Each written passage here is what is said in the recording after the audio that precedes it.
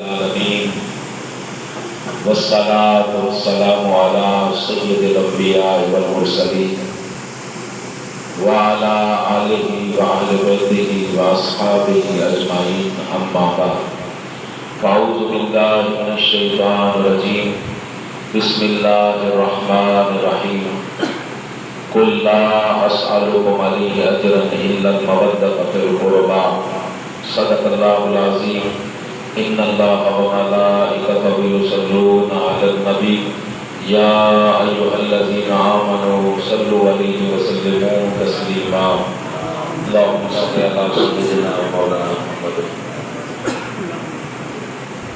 تخلیق کائنات کو دیکھا ہے بارہا، تخلیق کائنات کو دیکھا ہے بارہا، لیکن حسین حد ہے رب کے کمال کی۔ تخلیق کائنات کو دیکھا ہے بارہا، لیکن حسین حد ہے رب کے کمال کی۔ جب تک خدا کا نام ہے تب تک ہی ہیں حسین، کتنی طویل عمر ہے زہرا کے لال کی۔ جب تک خدا کا نام ہے تب تک ہی ہیں حسین، کتنی طویل عمر ہے زہرا کے لال کی۔ اللہ تبارک و تعالی جل شانہ کی بارگاہ میں دعا ہے کہ آپ جمیع احباب کا اس عظیم آستانہ آل رسول کے در پہ شہداء کرب و بلا کے یاد میں، ان کے ذکر میں، اس بابرکت محفل میں حاضر ہونا مالک و خالق اپنی بارگاہ میں قبول و منظور فرمائے۔ میں قبلہ آپ جو بات فرما رہے تھے، میں ابھی کلور کوٹ میرا خطاب تھا تو میرے ساتھ دو بندے گئے ہوئے تھے، ایک چوکاظم کے تھے، وہ ٹیچر تھے۔ تو کلور کوٹ سے واپسی پہ ابھی آتے ہوئے سرام کے قریب تقریباً وہ استاد صاحب جو ٹیچر تھے، ایم ایس سی تھے، تو انہوں نے مجھے کہا کہ یہ سادات کی خدمت اس کا کیا مطلب ہے؟ خود کمائیں، ہاتھوں سے کمانا بڑا اچھا ہوتا ہے، خود کمائیں۔ یہ میں ممبر پہ بیٹھا ہوں، ابھی انہوں نے مجھ سے سوال کیا کہ خود کمائیں، یہ آپ ترغیب لیتے ہیں جیسے ہم سیدوں کی خدمت کریں۔ میں نے اسے کہا کہ استاد محترم، پہلی امتیں ہیں وہ بھی اللہ کے بندے، اللہ کے بندے۔ قرآن میں سے صرف دو چیزیں، دو قوموں کا حال میں آپ کے سامنے رکھتا ہوں۔ ایک وہ جن کو اللہ نے ہفتے کے دن مچھلی پکڑنے سے منع کیا، صرف اتنا جرم، مچھلی کھانا بھی حلال، مچھلی کا شکار بھی حلال، صرف اللہ نے منع کیا کہ ہفتے کے دن شکار نہیں کرنا۔ بس اتنا جرم تھا کہ ہفتے کے دن انہوں نے شکار کیا، صبح جب وہ اٹھے تو ساری کی ساری بستی ایک دوسرے کو دیکھ کے حیران ہو گئے کہ اللہ نے سب کو بندر بنا دیا۔ جرم کتنا ہے؟ صرف مچھلی پکڑی ہفتے کے دن، اللہ نے بندر بنا دیا۔ میں نے کہا حضرت موسیٰ علیہ السلام جب 40 دن کے لیے کوہ طور پہ گئے، پیچھے لوگوں نے بچڑے کو الہ بنا لیا۔ پھر موسیٰ علیہ السلام نے جب اللہ کی توحید کی بات کی تو بہت سوکے اندر توبہ کرنے کی جو ہے وہ حالت پیدا ہوئی اور ذوق پیدا ہوا اور کیفیت بنی کہ ہم سے غلطی ہو گئی۔ موسیٰ علیہ السلام کی بارگاہ میں عرض کی کہ ہم سچی توبہ کرنا چاہتے ہیں، توبۃ النصوح کرنا چاہتے ہیں۔ رب نے فرمایا ان کی توبہ تب قبول ہوگی، پہلے یہ اپنا ایک پاؤں کاٹے، پھر ایک بازو کاٹے، پھر دوسرا پاؤں کاٹے، پھر ایک بازو کاٹے، پھر گھٹنے کاٹے، پھر کندھے کاٹے، ٹکڑے ٹکڑے کر کے یہ مر جائیں تب ان کی توبہ قبول ہوگی۔ میں نے کہا استاد صاحب، محمد مصطفیٰ کی امت کی نسبت اگر آپ کو مل جائے تو آپ کے لیے اتنی رعایتیں ہیں کہ اگر آپ کے گناہوں سے زمین و آسمان بھی بھر جائے پھر بھی اللہ کہتا ہے لا تقنطوا من رحمت اللہ، وانت فیہم کی برکات رب دیتا ہے۔ اللہ رب العزت نے صرف محمد مصطفیٰ کی امت ہونے کی نسبت سے اتنی رعایتیں، بندے وہ بھی اللہ کے تھے، کلمہ وہ بھی اللہ کا پڑھنے والے تھے، لیکن محمد مصطفیٰ کی امت کی نسبت سے میں نے کہا استاد صاحب آپ اتنی رعایتیں انٹرٹین کر رہے ہیں، اتنی رعایتوں سے فائدہ اٹھا رہے ہیں، آپ کے پردے ہیں، اللہ رب العزت نے آپ کو مہلت دی ہوئی ہے توبہ کی، یہ سارا کچھ کیوں ہے؟ محمد مصطفیٰ صلی اللہ علیہ وسلم کا امتی ہونے کی وجہ سے۔ میں نے کہا آپ اتنا کچھ مہلتیں، توبہ کی مہلتیں، اللہ کی رحمتیں، فضل، اللہ کی کرم نوازیاں، اتنا کچھ، کوئی شکل نہیں بگڑتی، کوئی بستی نہیں اڑتی، کیوں ہے؟ صرف اس لیے کہ آپ کو محمد مصطفیٰ صلی اللہ علیہ وسلم کی امت ہونے کی نسبت حاصل ہو گئی۔ اگر آپ امت ہو کے اتنا فائدہ اٹھاتے ہیں تو رسول اللہ کی آل کی نسبت سے انہیں بھی کوئی فائدہ اٹھانا ہے۔ نبی کی آل کا مقام آپ بھی سمجھ لیں، نبی کی آل کی محبت فرض کی گئی ہے، ان کی خدمت فرض کی گئی ہے۔ میں نے کہا حضرت خواجہ قمر الدین سیالوی رحمۃ اللہ علیہ گولڑے شریف کے بھی پیر ہیں، وہ فرماتے ہیں کہ میں نے ایک سید کو ایک سوٹ تحفے میں دے دیا، رات کو مجھے کہتے ہیں بڑا عرصہ تھا، دل میں حسرت تھی کہ حضور کا دیدار ہو جائے، کہتے ہیں میں رات کو سویا، حضور کا دیدار ہوا ہے، آقا نے فرمایا کہ آپ کا سوٹ ہم تک پہنچ گیا ہے، ہم نے قبول فرما لیا ہے۔ اور حدیث پاک ہے، آقا نے فرمایا اگر کوئی میری آل کی کوئی ضرورت پوری کرے گا، ان پہ کوئی مشکل وقت آ جائے گا، وہ اپنا مشکل وقت سمجھ کے ان کی خدمت کرے گا، وہ مشکل وقت ان سے دور کرنے کی کوشش کرے گا، فرمایا وہ ان کی کوئی خدمت کرے گا، وہ ان کی کوئی معاملت کرے گا، کوئی ان پہ احسان کرے گا دنیا کے اعتبار سے، فرمایا اگر میری آل وہ احسان نہ اتار سکی تو روز محشر قیامت والے دن میں محمد اس کا احسان اتاروں گا۔ ان کو شکر ہے کہ بات سمجھ آ گئی، ان کو بات سمجھ آ گئی۔ حضور کے غلاموں، اتنی کرم نوازیاں ہم پہ کیوں ہیں نسبت محمد مصطفیٰ صلی اللہ علیہ وآلہ وسلم؟ وہ سادے سرائکی دے ایک شاعر ناصر فرمیتے ہیں، ناصر سادی تا سوامی نلب دی جو سونے نبی سیدہ وسیلہ نہ، ہمارے تو چہرے بگڑے ہوتے ہیں، وہ تو ایک مچھلی پکڑی تھی، یہاں کون سا جرم ہے جو ہمارے معاشرے کے اندر نہیں ہے؟ فحاشی، بے حیائی، عریانی، دھوکہ، ظلم، ناانصافی، جبر، تشدد، سود، ہر برائی اس معاشرے کے اندر ہے جو اس برائی سے کہیں بڑھ کے ہے، لیکن کسی بھی اجتماعی عذاب نہیں آتا۔ کیوں نہیں آتا؟ کیا یہ مدرسوں کی وجہ سے نہیں آتا؟ کیا ہمارے حج عمروں کی وجہ سے نہیں آتا؟ کیا ہمارے روزہ اور تقویٰ اور طہارت کی وجہ سے نہیں آتا؟ نہیں، اللہ کی عزت کی قسم، صرف اور صرف وَأَنْتَ فِيهِمْ کی برکات ہے کہ روزہ رسول میں زہرا کے بابا محمد مصطفیٰ نے ہاتھ اٹھائے ہوئے ہیں۔ آقا اللہ کی بارگاہ میں التجائیں فرما رہے، اللہ کی بارگاہ میں اپنی امت کے لیے رحمت اور شفقت مانگ رہے ہیں۔ اللہ اس لیے اتنی مہلت دیتا ہے کہ فرمایا کہ موت کے غرغرے سے پہلے اگر تم نے توبہ کر لی تو میں یہ نہیں دیکھوں گا کہ تمہارے گناہ کتنے ہیں، صرف گناہ معاف نہیں ہوں گے بلکہ سارے گناہوں کو نیکیوں میں بدل دے گا۔ اتنی کرم نوازیاں تاجدار کائنات صلی اللہ علیہ وآلہ وسلم کی امت کی نسبت سے۔ حضور، ہمارا ایک عقیدہ ہے کہ ہمیں جو کچھ ملا ہے صدقہ محمد مصطفیٰ کا ملا ہے۔ جس جس کا عقیدہ ہے اللہ کے گھر میں ہاتھ کھڑے کر کے گواہی دے اور زبان سے کہیں ہمیں جو کچھ ملا ہے صدقہ محمد مصطفیٰ صلی اللہ علیہ وآلہ وسلم کا ملا ہے۔ آبشاروں کو نغمہ، سبزہ زاروں کو رونق، باغوں کو بہار، پھولوں کو نکھر، شمس و قمر کو نور، تاروں کو چمک، صحراؤں کو وسعت، پہاڑوں کو بلندی، آسمانوں کو ہیبت، عالموں کو علم، ذاکرین کو ذکر، اولیاء کو ولایت، عرفاء کو معرفت، جس کو جو کچھ ملا ہے صدقہ محمد مصطفیٰ کا ملا ہے۔ اس لیے اعلیٰ حضرت نے فرمایا بخدا خدا کا یہی ہے در، بخدا خدا کا یہی ہے در، نہیں اور کوئی فخر نہ کر، جو وہاں سے ہو یہیں آ کے ہو، جو جہاں نہیں تو وہاں نہیں۔ تو قبر میں بھی، قبر کی پہلی شام جب جائیں گے قبر میں، ہر کسی نے قبر میں جانا ہے، کسی نے 70 سال بعد، کسی نے 60 سال بعد، کسی نے 30 سال بعد، آخر بندے نے مرنا ہوتا ہے، کل نفس ذائقۃ الموت۔ قبر میں جائیں گے، میں نے اپنی آنکھوں سے دیکھا ہے کروڑوں پتی اربوں پتی لوگ جو بیٹے چھوڑ کے جاتے ہیں، اولادیں چھوڑ کے جاتے ہیں، جب وہ مٹی ڈال رہے ہوتے ہیں تو جو مٹی تھوڑی سی باپ کی قبر کے ہاتھوں پہ لگی ہوتی ہے وہ مٹی پہ وہیں پہ جھاڑ کے آتے ہیں۔ کوئی ہلکی سی مٹی بھی ہماری نہیں لائے گا، یہی دستور ہے، یہی طریقہ کار ہے، یہی روایت ہے۔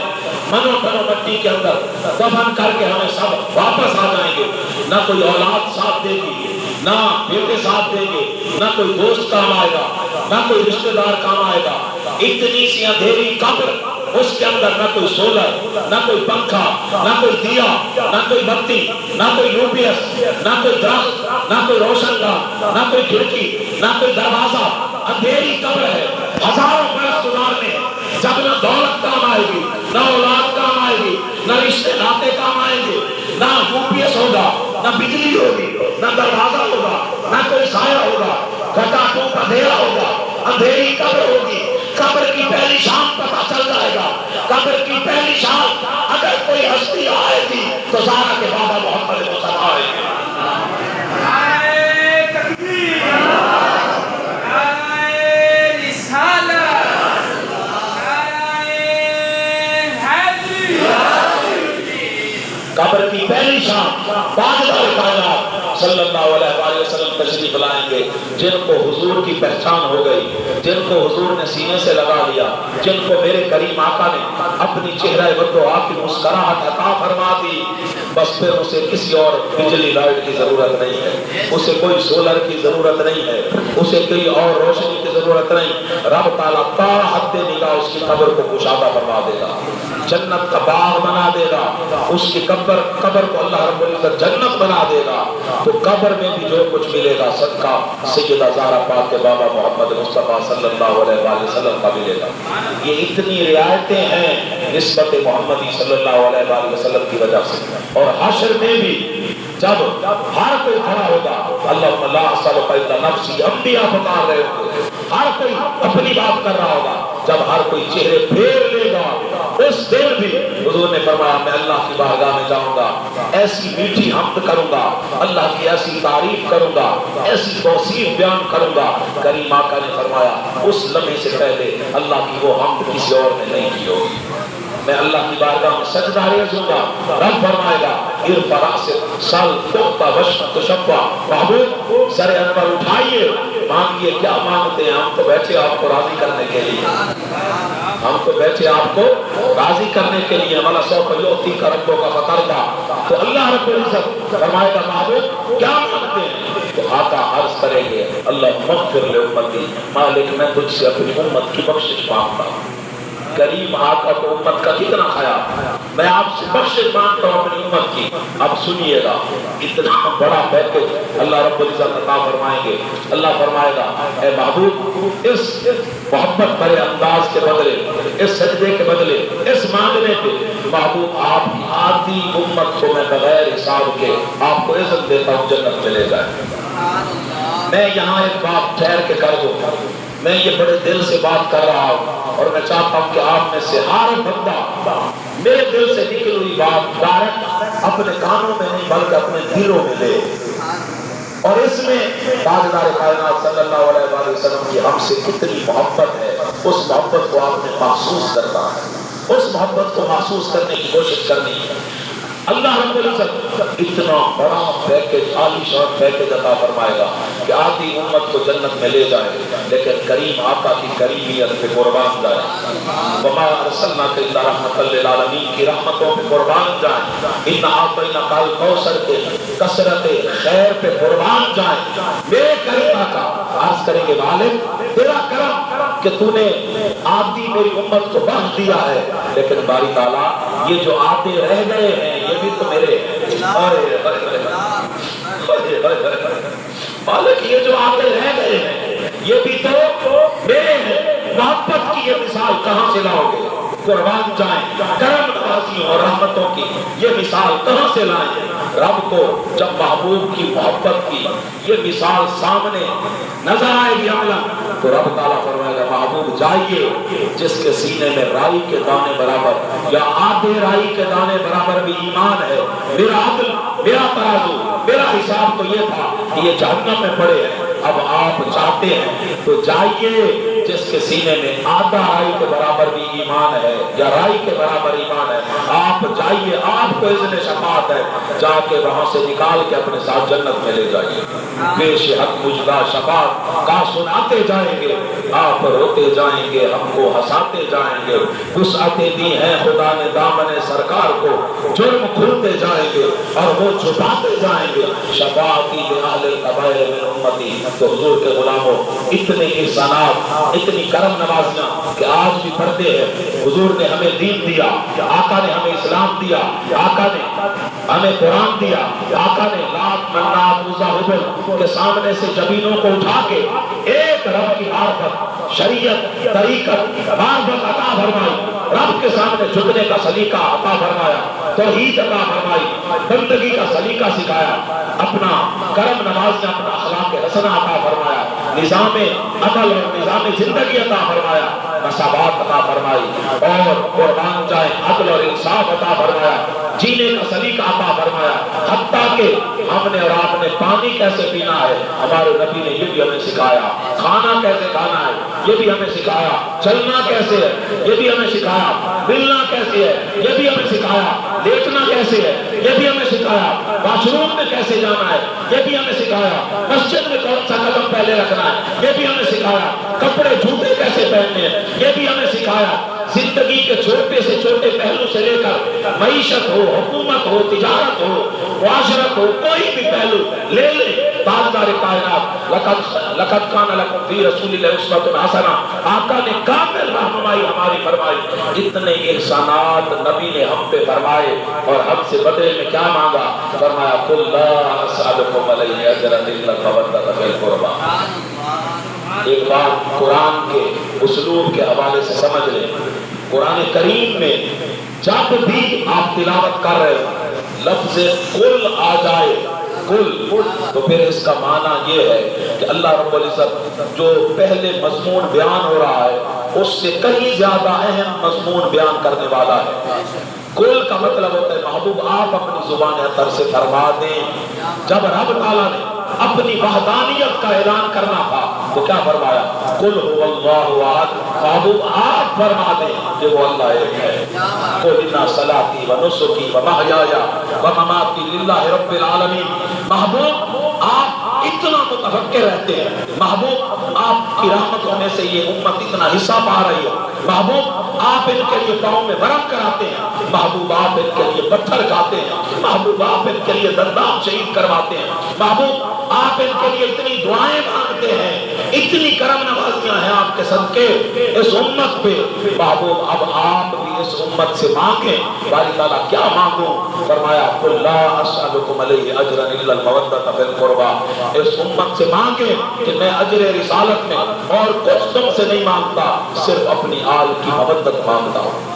جس طرح قبلہ حضور فرما رہے تھے محبت اور محبت کے اندر فرق ہے، جس طرح سانس کے بغیر انسان زندہ نہیں رہ سکتا، اس طرح محبت اہل بیت اطہار کے بغیر نہ ایمان ہے اور نہ انسان کی دائمی حیات ہے، مردہ ہے انسان۔ نماز بھی مردہ، روزہ بھی مردہ، حج بھی مردہ، زکوٰۃ بھی مردہ، مدرسے بنوانے بھی مردہ، ان کے اندر اگر روح آئے گی تو اہل بیت اطہار کی محبت سے آئے گی، اہل بیت اطہار کی خدمت سے آئے گی۔ تو میرے نبی نے یہ مودت مانگی ہے اور قبلہ نے جو روایت آپ کے سامنے رکھی کس انداز میں مانگی ہے، اب اس میں کوئی اور ابہام، کوئی ایمبیگوٹی رہ گئی کہ نبی اتنا کھول کھول کے بیان کر رہے ہیں، فرما رہے ہیں کہ میرے صحابہ سن لو، اگر کوئی بندہ مقام ابراہیم اور کعبۃ اللہ کے درمیان ساری زندگی گزار دے، فرمایا اگر میری آل کا بغض آ گیا، میری اہل بیت اطہار کا بغض آ گیا تو فرمایا وہ میری امت میں نہیں اٹھے گا، بلکہ قیامت والے دن عیسائیوں اور یہودیوں کے ساتھ اٹھے گا، عیسائیوں اور یہودیوں کے ساتھ اٹھے گا۔ صحابہ کرام نے آگے عرض کیا حضور ان سامہ مسلح، اگر وہ نمازی ہو، اگر وہ روزے دار ہو، حضور نے فرمایا نام ان سامہ مسلح، نام ان سامہ مسلح، فرمایا ہاں وہ بڑا نمازی ہو، وہ بڑا روزے دار ہو، ساری زندگی مقام ابراہیم اور کعبۃ اللہ کے درمیان گزارے، کبھی کوئی گناہ نہ کرے، لیکن میری اہل بیت کا ہلکا سا بھی بغض آ گیا، میں اسے اپنی امت میں کھڑا نہیں ہونے دوں گا، رب تعالیٰ میری امت سے اسے خارج فرما دے گا۔ فرمایا وہ یہودی اور عیسائیوں کے ساتھ کھڑا ہوگا، امت محمدی سے اس کا کوئی تعلق نہیں۔ کوئی تعلق نہیں. اب آپ مجھے بتائیں کہ کوئی اور بات رہ گئی ہے؟ جب حضور اتنا کھول کھول کے بیان فرما دیں کہ اگر ہلکا سا بھی بغض آ گیا تو پھر یہودی اور عیسائیوں کے ساتھ رہو گے، نہ تمہیں نمازیں بچائیں گی، نہ تمہیں تقویٰ بچائے گا، نہ تمہیں روزے بچائیں گے، نہ تمہیں تلاوتیں بچائیں گی، نہ تمہیں حج اور عمرے، عشر اور زکاتیں بچائیں گی. اگر اس کے اندر کمی آ گئی، اور میں اکثر ایک جملہ کہتا ہوں، اور یہ جملہ میں جذبات میں نہیں کہتا، اللہ کی عزت کی قسم، اس کے پیچھے میرے پاس سینکڑوں قرآن کریم کی آیات اور سینکڑوں احادیث کا مجموعہ ہے جن کا میں نے سالوں مطالعہ کیا ہے. میں کہتا ہوں کوئی شخص اگر نماز، روزے، حج، زکات، خیرات، حسنات، نیکی، تقویٰ، زہد، برات، للہیت، استغنا، حج، عمرے، زکاتیں، عشر، مدرسے، مسجدیں اتنے بنائے کہ زمین بھر دے، لیکن اس کے سینے میں ہلکا سا بھی بغض آ گیا، قیامت والے دن رب حکم فرمائے گا اس بدبخت کو اس کے نیک اعمال سمیت اٹھا کے جہنم میں پھینکو. رب کو ایسے اعمال کی ضرورت نہیں. رب کے محبوب نے ایک ہی چیز مانگی تھی، اپنی آل کی محبت. اس میں کمی کر کے بغض لے کے یہ اعمال سے پورا کرنا چاہتا ہے. رب کو ایسے اعمال کی ضرورت ہی نہیں. رب کو ایسے اعمال کی ضرورت نہیں ہے. حضور کے غلاموں، رب نے محبوب سے فرمایا کہ مانگی اپنی امت کے ساتھ، لیکن یہ امت اتنی ظالم ہے، اتنی جابر ہے کہ حضور کے پردہ فرمانے 11 ہجری میں میرے اور آپ کے آقا مولا صلی اللہ علیہ وسلم نے پردہ فرمایا. 11 ہجری اور پھر 61 ہجری میں کربلا ہو گیا. صرف 50 سال کا عرصہ گزرا. 50 سال کے بعد وہی امت جس کو حضور بار بار سمجھاتے رہے، وہی کلمہ پڑھنے والے لوگ نبی کی آل پر نیزوں پہ چڑھا پورے گھرانے کو ذبح کر دیا.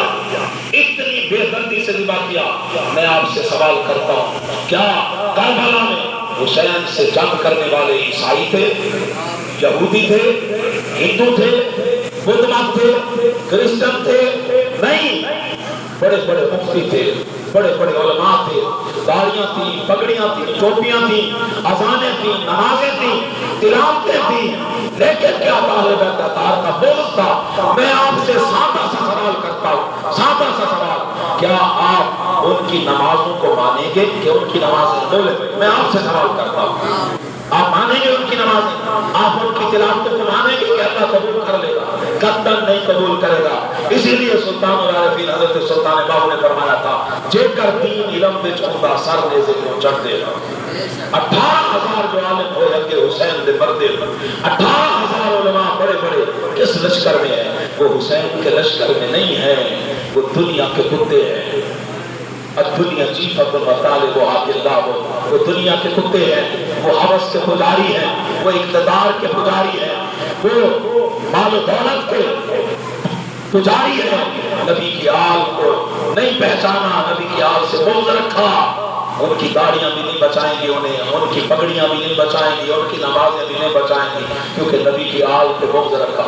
آج کل ہمارے یہاں جو بارہ کے اندر ایک مفتی صاحب ہے، اس مفتی صاحب نے پچھلے جمعہ کے اندر، پچھلے جمعہ کے اندر خطاب میں کہہ دیا کہ امام حسین اور حضور کے خاندان پہ پانی بند ہی نہیں ہوا. اس مولوی صاحب نے، مفتی صاحب نے یہ کہہ دیا. میں نے جواب دیا، مجھے پھر پوچھا، لوگوں نے سوال کیا، پھر میں نے کلپ بنا کے چڑھا دیا. میں بکر گیا خطاب کرنے، وہاں پہ بھی ایک جو مولوی صاحب یہی بیان کر گئے کہ پانی تو بند ہی نہیں کیا تھا، یہ تو ایسے ہی انہوں نے بنایا ہوا ہے. پھر میں نے حوالے دیے، میں اور کوئی حوالہ نہیں دیتا، جو آپ کو سب سے زیادہ سمجھ آتا ہے. امام احمد رضا خان بریلوی رحمت اللہ علیہ، آپ فتاوی رضویہ کے اندر جلد 14 صفحہ 591، 592، 593 کے اندر فرماتے ہیں کہ آل رسول صلی اللہ علیہ وسلم پر اس انداز میں 3 دن اور 3 راتیں پانی بند کیا گیا کہ ابن زیاد کا حکم تھا پانی کا ایک گھونٹ بھی محمد کی آل تک نہ پہنچنے پائے. پانی کا ایک گھونٹ بھی نبی کے گھرانے تک نہ پہنچنے پائے. اعلیٰ حضرت فاضل بریلوی فرماتے ہیں نہ صرف پانی بند کیا گیا، آگے سنیے گا، فرماتے ہیں نبی کی آل کو ذبح کیا گیا، ان کی گردنوں کو جدا کیا گیا، ان کے دھڑوں کو جدا کیا گیا. فرماتے ہیں نہ صرف آقا کی آل کو ذبح کیا گیا، بلکہ اعلیٰ حضرت فرماتے ہیں نبی کے شہزادوں کے پاکیزہ جسموں کے اوپر گھوڑے دوڑائے گئے، ہزاروں گھوڑے دوڑائے گئے، اور فرماتے ہیں آل رسول کی، نبی کریم صلی اللہ علیہ وسلم کے خاندان کے شہزادوں کے گوشت الگ ہو گیا، ہڈیاں الگ ہو گئی، ٹکڑے ٹکڑے ہو گئے۔ فرماتے ہیں نہ صرف نبی اکرم صلی اللہ علیہ وسلم کے خاندان کے پاکیزہ جسموں پہ گھوڑے دوڑائے گئے، بلکہ آگے سنیے گا، دل پہ ہاتھ رکھ کے سنیے گا، فرماتے ہیں نبی کی شہزادیاں جن خیموں کے اندر جن کا آنچل نہ دیکھا مہومیر نے، نبی کی شہزادیاں جن خیموں کے اندر تھی، ان یزیدی بدبختوں نے ان خیموں کو بھی آگ لگا دی۔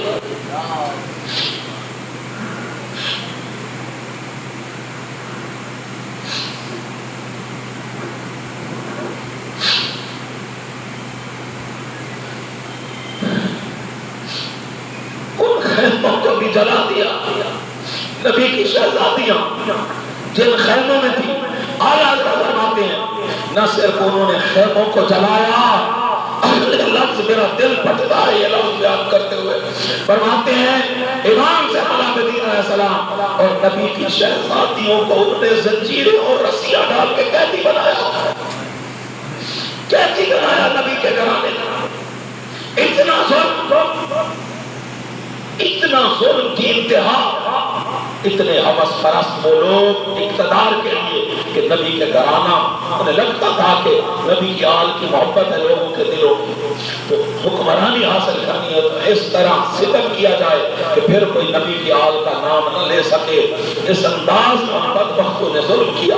ایک ایک شہادت کے بارے میں بندہ اگر بیان کرے انسان کی روح ساتھ نہیں دیتی، اور ہم تو آل رسول ہیں، سادات ہیں، یعنی کس طرح میں بیان کرتا ہوں، پہلے تو میں 1-2 سال 3 سال بیان ہی نہیں کر سکتا، پھر میں نے دعا کی کہ مالک مجھے ہمت دے کہ میں بیان کر سکوں، کیونکہ پیغام تو دینا ہے حسینیت، اگر ہمت ہی نہیں ہوگی تو پھر کس طرح پیغام دے گی۔ نبی کے غلاموں، تاجدار کائنات کے کندھوں پہ سواری کرنے والے حسین نے 71 لاشیں کربلا کے اندر اٹھائے، 71 لاشیں۔ میں صرف ایک داستان کربلا بیان کرتا ہوں، اس سے زیادہ میرے اندر ہمت نہیں ہوگی۔ حضرت قاسم 13 سال کے، 13 سال کے حضرت قاسم، حضرت امام حسن کی نشانی، حضرت حسن مجتبیٰ کے شہزادے بھاگ بھاگ کے آتے ہیں، بابا مجھے اجازت دیں میں یزیدیوں سے ٹکراؤں۔ آپ پھر سینے سے لگا کے ماتھا چوم کے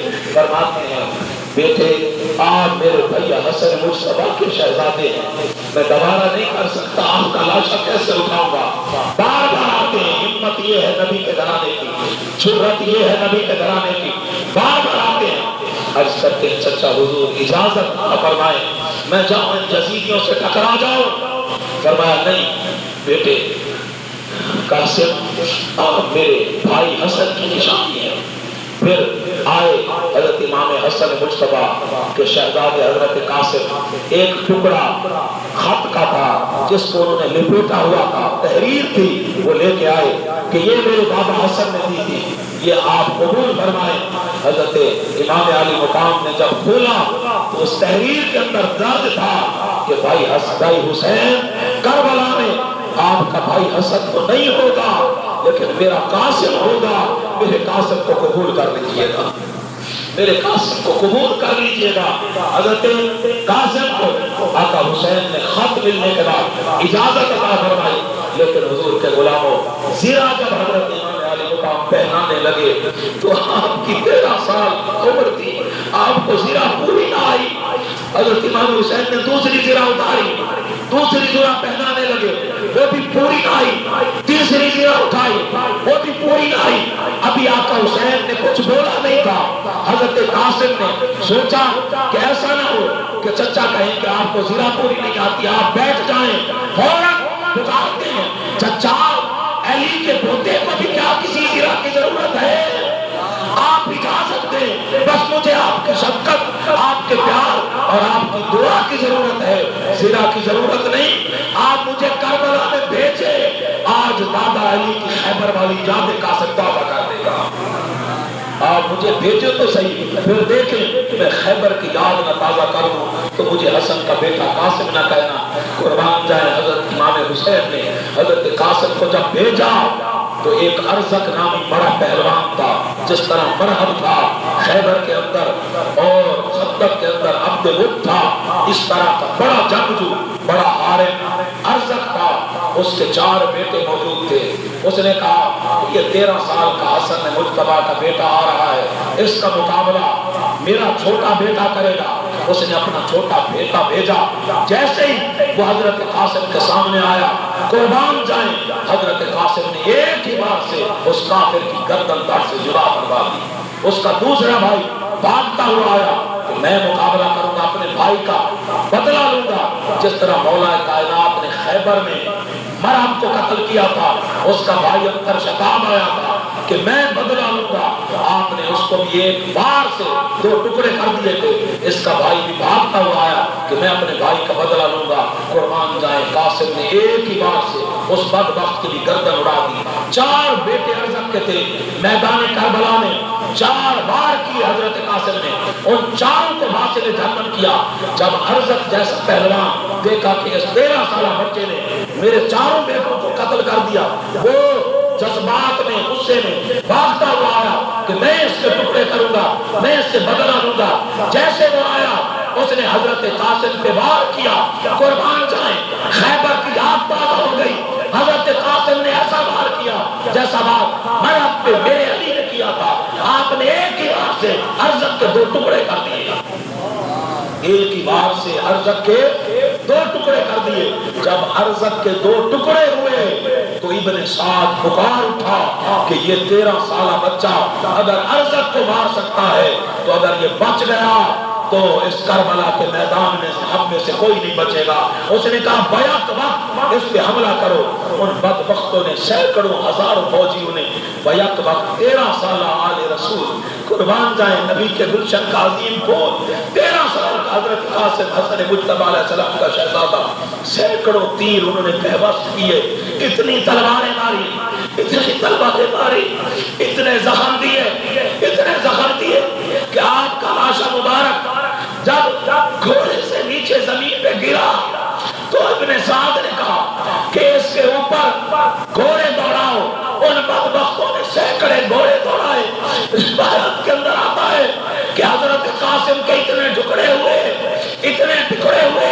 کہ حضرت امام علی مقام امام حسین کربلا میں خیموں سے ایک چادر لائے، جس طرح صبح کا مالی پھول چنتا ہے، حسین نے اس طرح قاسم کے ٹکڑے چنے۔